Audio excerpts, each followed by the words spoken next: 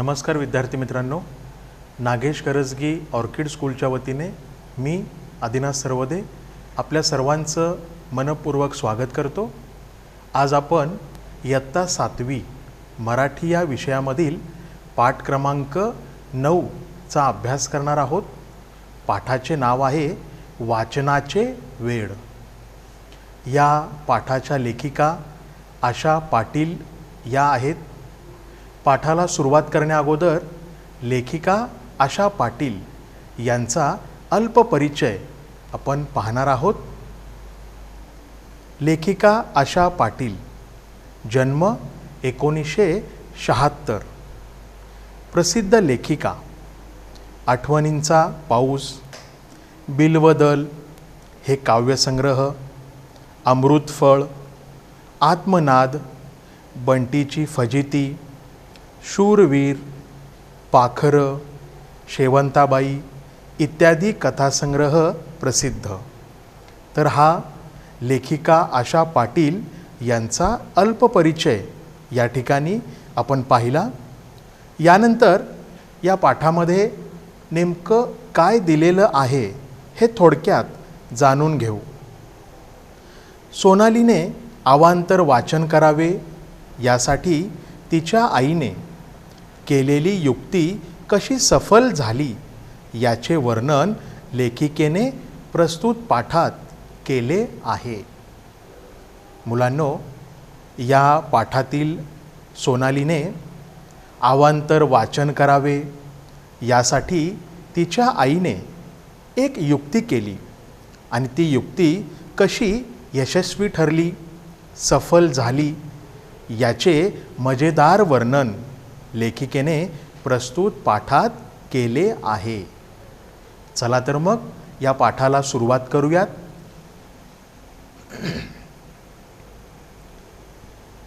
आजकालच्या मुलांना वाचन म्हणजे कंटाळवाणी गोष्ट वाटते।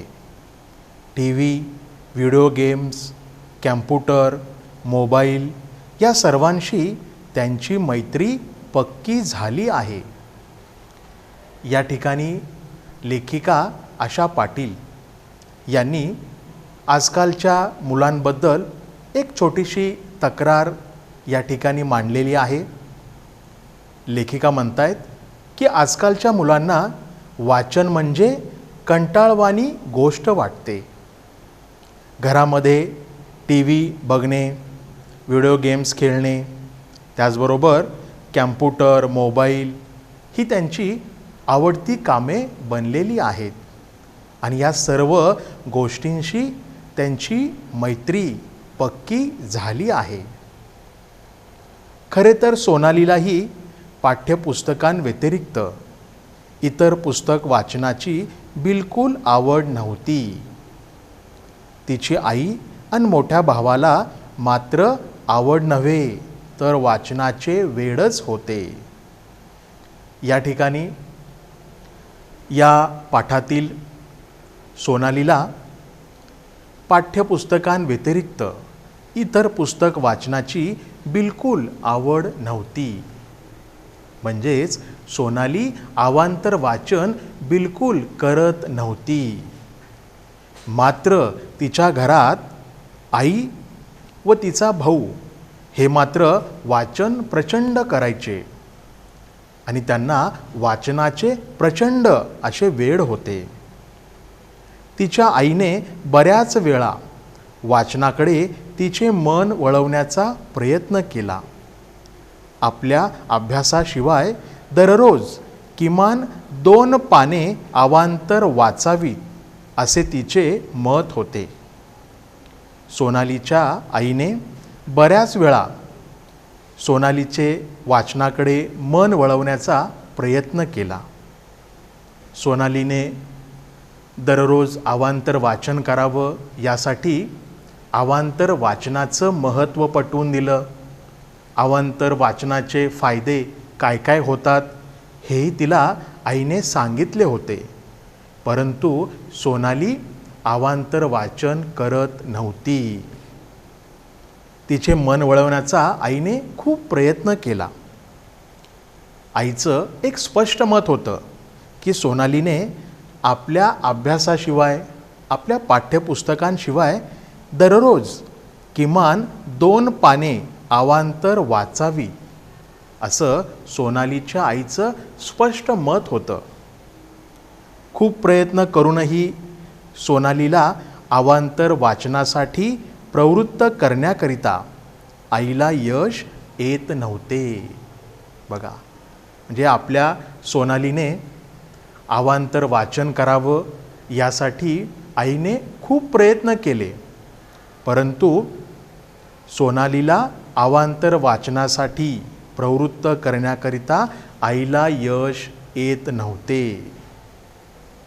बघा मुलांनो, या पहिल्या परिच्छेदामध्ये सोनाली त्याचबरोबर आजकालच्या मुलांविषयीची एक तक्रार या ठिकाणी लेखिकेने नमूद केलेली आहे. त्याचबरोबर सोनालीची आई व तिचा मोठा भाऊ यांच्या आवडीचंही वर्णन इथं केलेलं आहे. आता पुढं काय म्हटले बघा. एकदा सुट्टीमध्ये तिच्या आईने एक गोष्टींचे पुस्तक तिच्या हातात दिले आणि तिला सांगितले, सोनाली, मला एका शाळेत पाहुणी म्हणून बोलवलं आहे. तिथे मुलांना मी एक गोष्ट सांगणार आहे. खूप प्रयत्न करूनही सोनालीला अवांतर वाचनासाठी प्रवृत्त करण्याकरिता आईला यश येत नव्हते. एक शेवटचा प्रयत्न, एक शेवटचा उपाय म्हणून आईने एक युक्ती करायचं ठरवलं. एकदा सुट्टीमध्ये सोनालीच्या आईने तिच्या हातात एक गोष्टीचे पुस्तक दिले आणि तिला सांगितले, बाळ सोनाली, मला एका शाळेत प्रमुख पाहुणी म्हणून बोलवलं आहे आणि त्या कार्यक्रमात बरीच मुलं असणार आहेत आणि त्या मुलांना मी एक गोष्ट सांगणार आहे, असं आईने सोनालीला सांगितलं. मला खूप काही गोष्टी माहीत आहेत, पण कोणती गोष्ट सांगू ते समजेना. या पुस्तकातली एक गोष्ट सांगावी असं वाटतंय. तू यातली एक छानशी गोष्ट मला निवडून दे, मी तीच गोष्ट शाळेत सांगेन.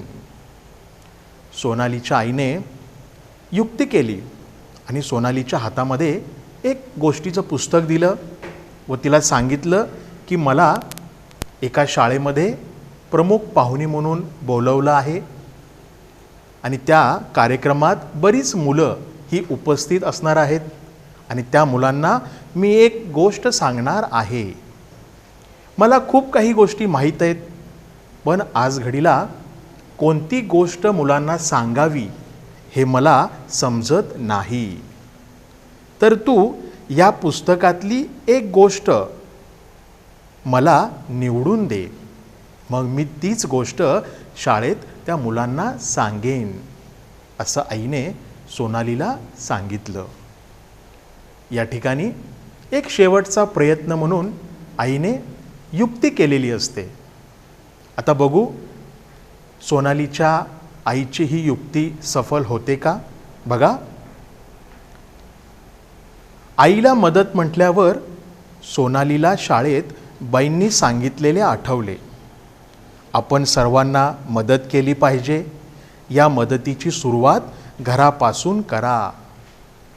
आता आई आपल्याला मदत मागते म्हटल्यावर सोनालीला शाळेत बाईंनी जी सूचना सांगितलेली असते ती सूचना आठवते. आपण सर्वांना मदत केली पाहिजे, या मदतीची सुरुवात घरापासून करा, असं शाळेत बाईंनी सर्वच मुलांना सांगितलेलं असतं आणि ही सूचना सोनालीला आठवते.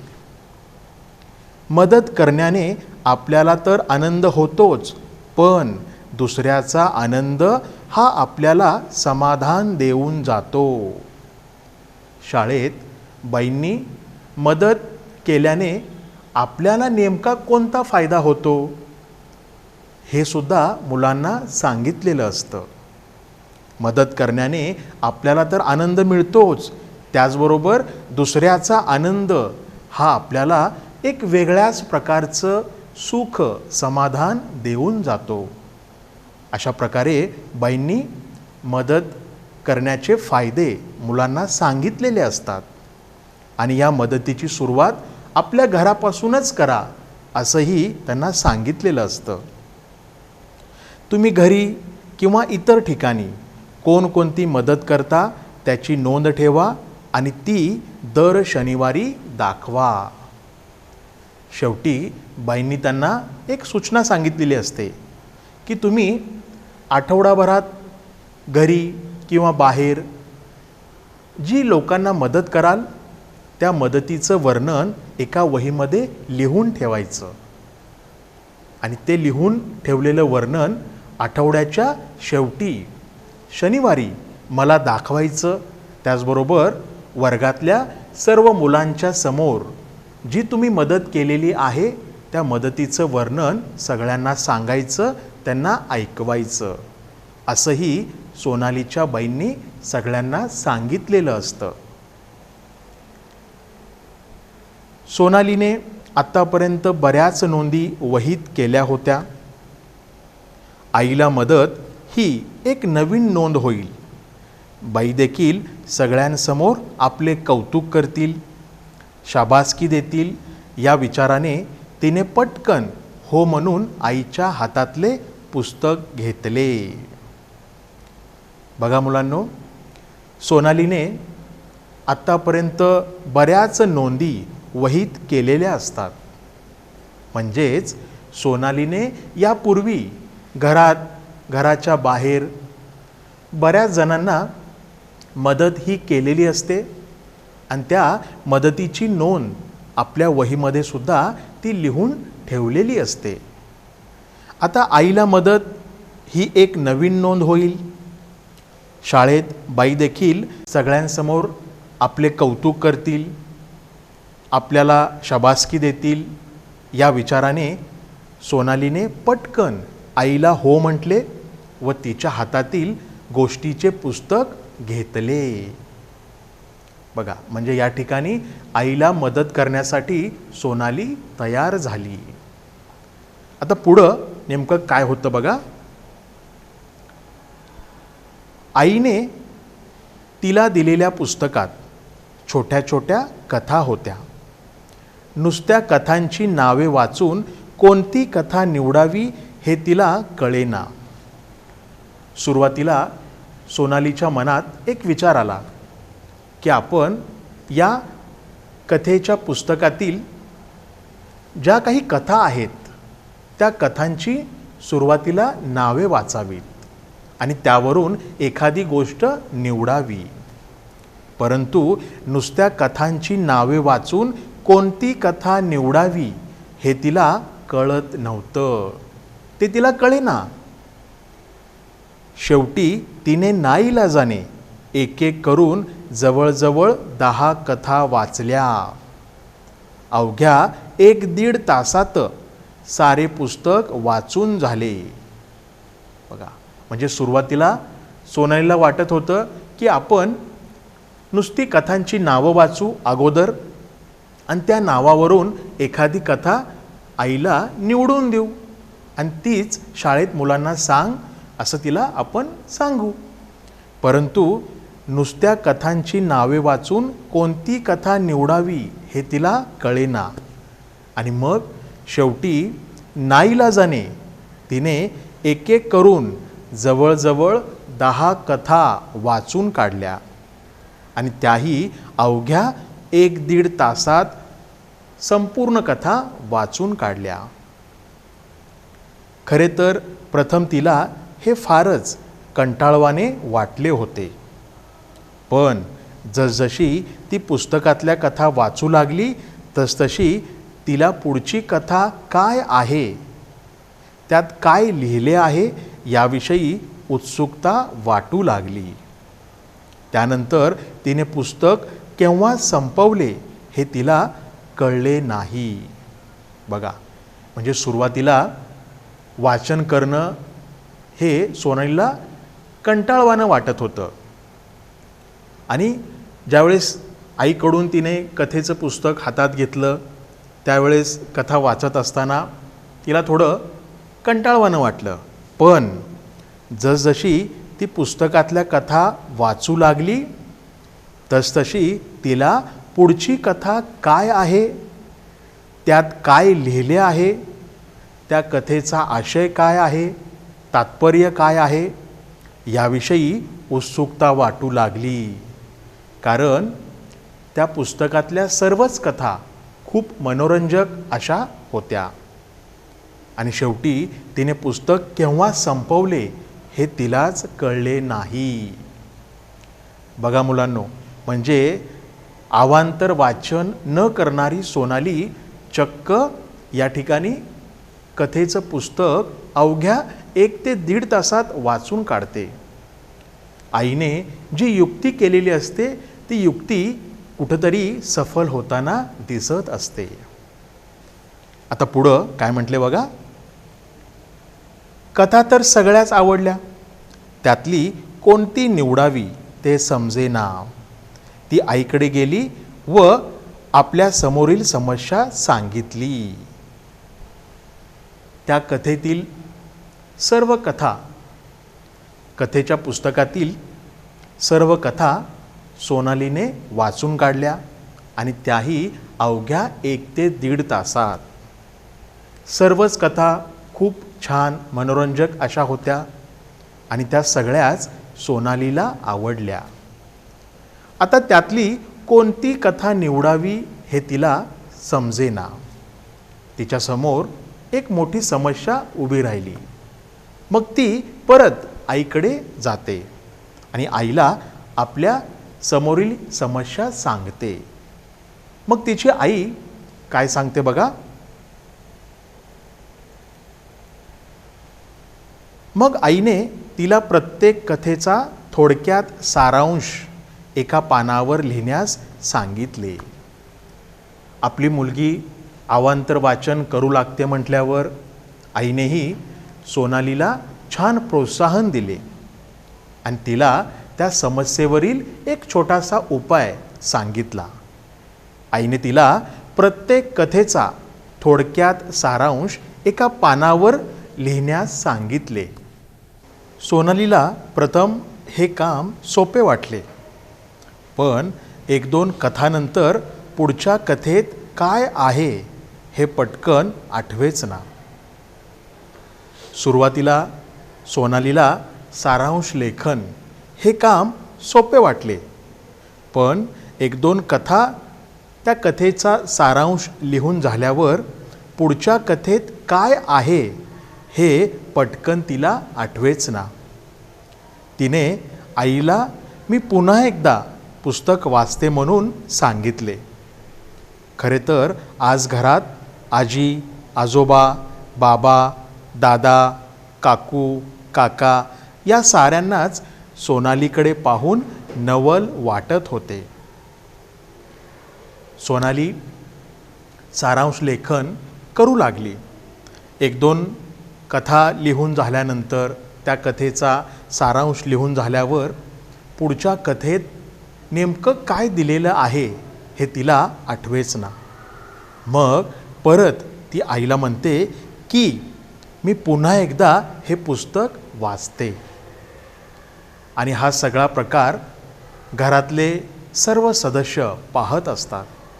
घरामध्ये सोनालीचे आजी, आजोबा, काका, काकू, त्याचबरोबर बाबा, दादा हे सर्व कुटुंबातील सदस्य उपस्थित असतात आणि हा सारा प्रकार ते पाहत असतात. आज सोनाली अवांतर वाचन करते म्हटल्यावर घरातील सर्व सदस्यांना थोडंसं नवल वाटत होतं. कारण यापूर्वी सोनालीच्या आईने सोनालीची खूप समजूत काढली होती. अवांतर वाचन करावं यासाठी सोनालीचं मन वळवण्याचा आईने खूप प्रयत्न केला होता, परंतु आईला अपेक्षित यश मिळत नव्हतं. आणि आज आईला मदतीच्या उद्देशानं ती जे काम करत आहे हे काम पाहून घरातील लोकसुद्धा आश्चर्यचकित होतात.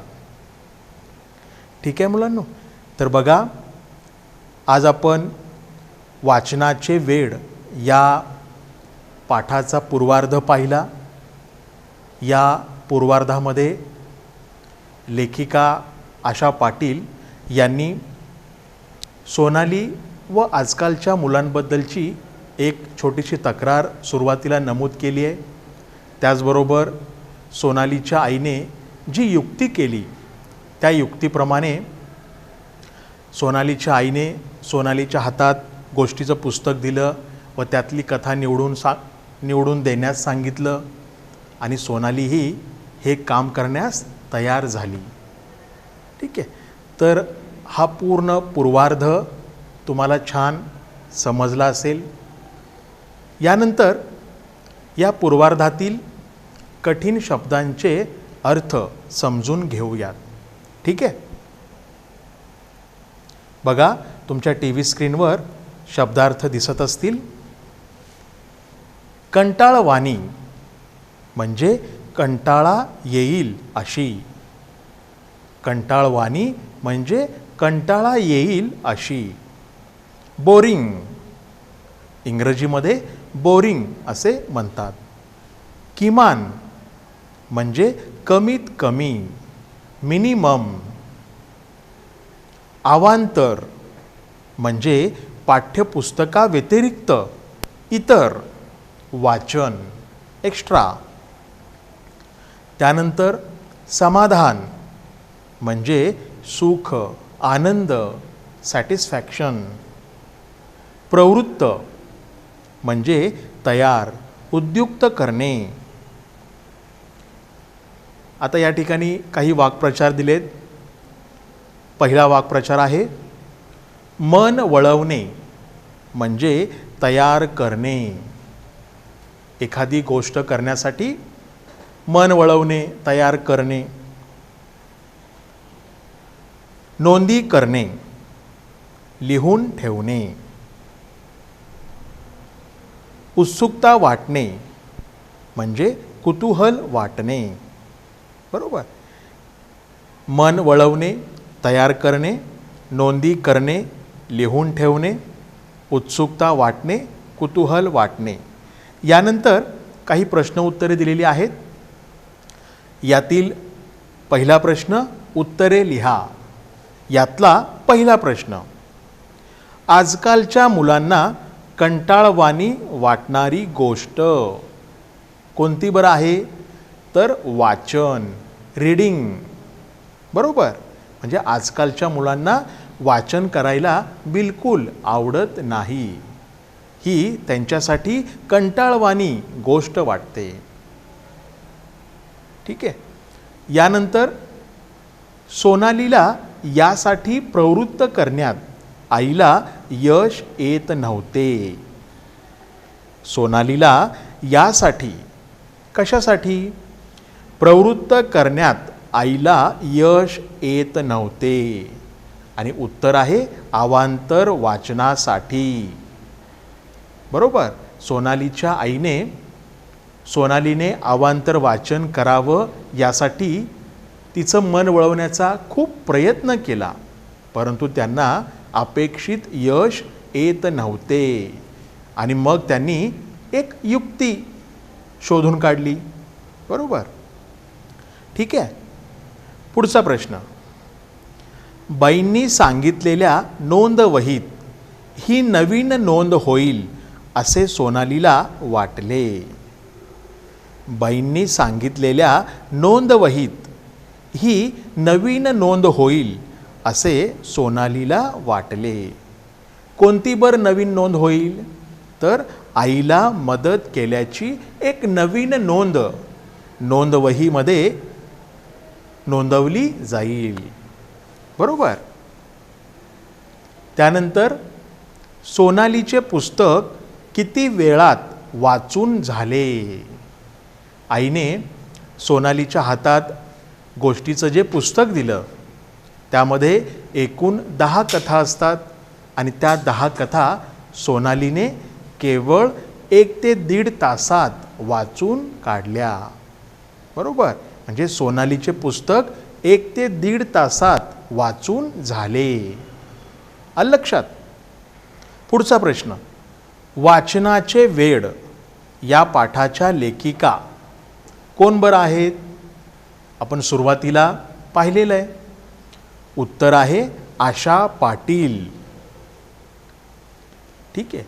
पुढचा प्रश्न, आजकालच्या मुलांची कशाशी पक्की मैत्री झाली आहे? आजकालच्या मुलांची कशाशी पक्की मैत्री झाली आहे? आणि उत्तर आहे TV, व्हिडिओ गेम्स, कॅम्प्युटर आणि मोबाईल. तर या सर्व गोष्टींशी आजकालच्या मुलांची छान पक्की मैत्री झाली आहे. बरोबर. त्यानंतर पुढचा प्रश्न आहे, खालील घटनांमागील कारणे लिहा. खालील घटनांमागील कारणे लिहा म्हणजे रिझन. आता घरामध्ये ज्या काही घटना घडल्या त्या घटनेची कारणं आपल्याला इथं लिहायचेत, सांगायचेत. ठीक आहे. पहिला प्रश्न, आईने सोनालीच्या हातात एक गोष्टीचे पुस्तक दिले. आईने सोनालीच्या हातात एक गोष्टीचे पुस्तक दिले. आता या घटनामागील कारणे कोणती बरं आहेत? उत्तर आहे, आईला सोनालीला अवांतर वाचनासाठी प्रवृत्त करायचे होते, पण यात आईला यश येत नव्हते. सोनालीला वाचनाची आवड निर्माण व्हावी यासाठी आईने युक्ती करायचे ठरवले. म्हणून आईने सोनालीच्या हातात एक गोष्टीचे पुस्तक दिले. आलं लक्षात. तर या घटनेमागील ही सर्व कारणे आहेत. पुढचा प्रश्न, सोनालीला पुढची कथा काय आहे याविषयी उत्सुकता वाटू लागली. सोनालीला पुढची कथा काय आहे याविषयी उत्सुकता वाटू लागली. आता या घटनेमागील कारण कोणतं बरं होतं? आणि उत्तर आहे, सोनालीच्या आईने तिला दिलेल्या पुस्तकात छोट्या छोट्या कथा होत्या. सोनालीच्या आईने तिला जे पुस्तक दिलं त्या दिलेल्या पुस्तकात छोट्या छोट्या कथा होत्या. नुसत्या कथांची नावे वाचून कोणती कथा निवडावी हे तिला कळत नव्हते आणि त्यामुळे सुरुवातीला नाईलाजाने तिने सर्व कथा वाचून काढल्या. मात्र जसजशी ती कथा वाचू लागली तसतशी तिला पुढची कथा काय आहे याविषयी उत्सुकता वाटू लागली. आलं लक्षात मुलांनो. हा खूप महत्त्वाचा प्रश्न आहे. आपण परत एकदा या प्रश्नाची चर्चा करूयात. बघा, सोनालीला पुढची कथा काय आहे याविषयी उत्सुकता वाटू लागली आणि याचं कारण आहे, सोनालीच्या आईने तिला दिलेल्या पुस्तकात छोट्या छोट्या कथा होत्या. नुसत्या कथांची नावे वाचून कोणती कथा निवडावी हे तिला कळत नव्हते. त्यामुळे सुरुवातीला नाईलाजाने तिने सर्व कथा वाचून काढल्या. मात्र जसजशी ती कथा वाचू लागली तसतशी तिला पुढची कथा काय आहे याविषयी उत्सुकता वाटू लागली. आलं लक्षात. यानंतरचा प्रश्न आहे, विरुद्धार्थी शब्द लिहा. आवड, विरुद्धार्थी शब्द आहे ना आवड. पुढचा शब्द किमान, कमाल. त्यानंतर प्रवृत्त, परावृत्त. बघा यानंतरचा प्रश्न, अधोरेखित शब्दांचे लिंग बदलून वाक्य पुन्हा लिहा. आता या ठिकाणी वाक्य दिलेलं आहे आणि त्या वाक्यामध्ये एका शब्दाच्या खाली अधोरेखित केलं आहे, तर त्या शब्दाचं लिंग बदलून वाक्य पुन्हा लिहायचं आहे. पहिलं वाक्य, आईने मला पुस्तक दिले. आता या वाक्यामध्ये आईने या शब्दाच्या खाली अधोरेखित केलं आहे, म्हणजे अंडरलाईन केलेली आहे. आता या शब्दाचं लिंग बदलून वाक्य पुन्हा लिहायचं आहे. बघा उत्तर, बाबांनी मला पुस्तक दिले. बरोबर, आई बाबा. तर आई या शब्दाचं लिंग बदलून आपण बाबांनी मला पुस्तक दिले असं वाक्य लिहिलेलं आहे. दुसरं वाक्य, आमच्या घरी काल एक पाहुणी आली होती. पाहुणी या शब्दाच्या खाली अधोरेखित केले आणि या शब्दाचं लिंग बदलून वाक्य पुन्हा लिहायचं आहे. आमच्या घरी काल एक पाहुणा आला होता. पाहुणीच्या ठिकाणी पाहुणा. बरोबर, त्या शब्दाचं आपण लिंग बदलले आणि आली होतीच्या जागी आला होता. म्हणजे क्रियापदामध्ये सुद्धा थोडासा बदल हा झालेला आहे. ठीक आहे. यानंतर, माझा दादा अभ्यासात खूप हुशार आहे. माझा दादा अभ्यासात खूप हुशार आहे. उत्तर, माझी ताई अभ्यासात खूप हुशार आहे. ठीक आहे. शेवटचं वाक्य, माझे आजोबा रोज सकाळी चालायला जातात. उत्तर आहे, माझी आजी रोज सकाळी चालायला जाते. ठीक आहे. माझी आजी रोज सकाळी चालायला जाते. आलं लक्षात मुलांनो? तर आज आपण पाठ क्रमांक 9 वाचनाचे वेळ हा अभ्यासला. यातील पूर्वार्धाचा जो काही भाग आहे हा भाग समजून घेतला. त्याचबरोबर कठीण शब्दांचे अर्थ हेही समजून घेतले व प्रश्न उत्तरांची चर्चा केली. तर आशा आहे की हा संपूर्ण भाग तुम्हाला छान समजला असेल. ठीक आहे. धन्यवाद.